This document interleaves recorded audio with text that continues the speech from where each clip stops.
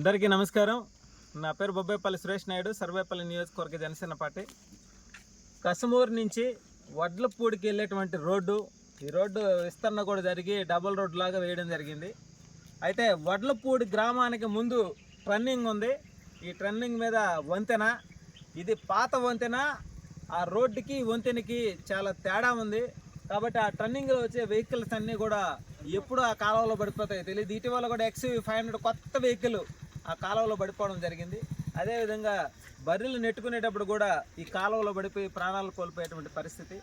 ఈ విషయాన్ని గ్రామస్తులందరూ కూడా మా దృష్టికి తీసుకురావడం జరిగింది.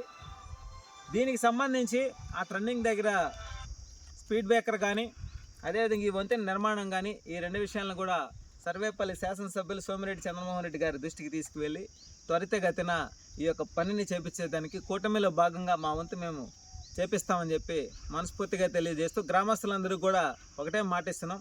ఎంత తొందరగా వీలైతే అంత తొందరగా ఈ బ్రిడ్జి నిర్మాణం కావచ్చు, ముందస్తుగా అక్కడ స్పీడ్ బ్రేకర్ కావచ్చు, ఇవి రెండు కూడా వేయించేదానికి మా వంతు మేము 100% పనిచేస్తామని చెప్పి మనస్ఫూర్తిగా తెలియజేస్తూ ఉన్నాం.